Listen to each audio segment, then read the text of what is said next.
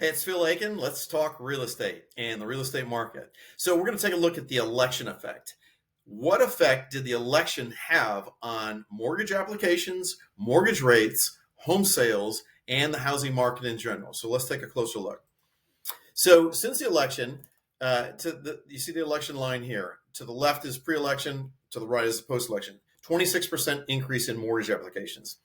It's been absolutely significant on how many mortgage applications are being taken, and it has to do with the optimism and the election effect. So, with our current president, it's the only time in our lifetime that we've had a time where we can look back at a president's resume as a president. 2016 to 2020, economic factors were very strong. They've fallen off in the last 4 years, and so there was a lot of people sitting on the sidelines waiting to see. They kind of hit the pause button on buying a house or selling a house, waiting to see what happens and who gets elected. So August, September, and October were extremely slow, and since the election, mortgage applications have picked up, and we've had a record January sales. Our company has on the number of homes sold, both folks that are working with buyers and with sellers. So let's take a look at where the mortgage rates are, because economically it doesn't there's not much change that's happened economically on mortgage rates. Rates have been stubbornly high, around that, between 6.5% to 7%, depending on your loan type.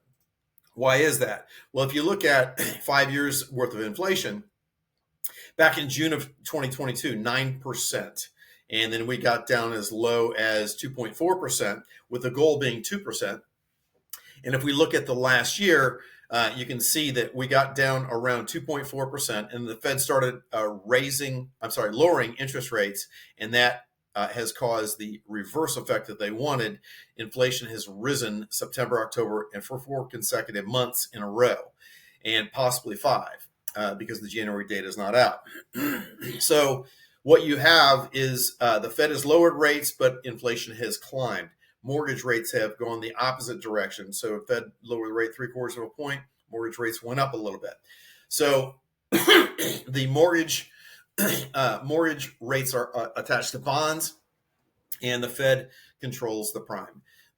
So they're not exactly tied together, but indirectly they are. So let's take a look at the January 2025 market summary. There was 712 houses sold and 4,500 actives.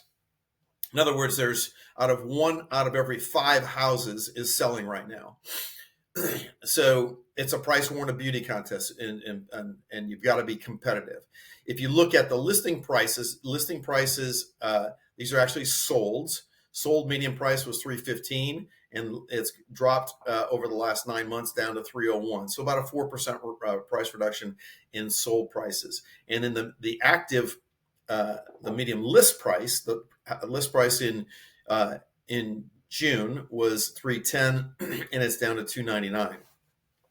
So you're seeing that the new listings coming in the market are more realistic on their pricing than they have been.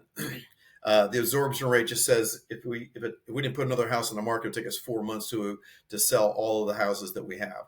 Sold to list price ratio back in April of last year was 95.6%. And currently it's 93.2%. In other words, if you listed a house for $100,000, it will sell for $93,000. Days on the market continues to climb. It's around 70 days. And the median sales price is $299, whereas a year ago it was $308. So there's a difference of about a 3% adjustment for list prices, and there's roughly been about a 4% price reduction in solds. So if you compare 2024 January 2024 versus January of 2025, let's take a closer look. So this is 2025's, and we sold 712 this month. So 784 in 2024. So just slightly different.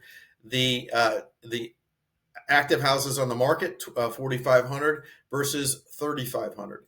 So you've got about a 25% increase in the number of houses that are on the market. So it's a price war and a beauty contest. Folks that want to sell their houses got to get a little bit more competitive. In 2025, the sold price was 301. In 2024, the sold price was 290. So not much change there as well. But what you notice here is the blue line, the listings, the active listings. In 2025, the active listings are more competitive, and when they come on the market, they're more competitive than they were a year ago. And home sellers realize, and they're more educated. They realize if you want to get your home sold, you got to price it at market value, and then you're going to be more competitive.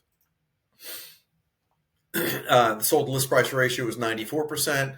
A year ago, it's 93%, not measurably different.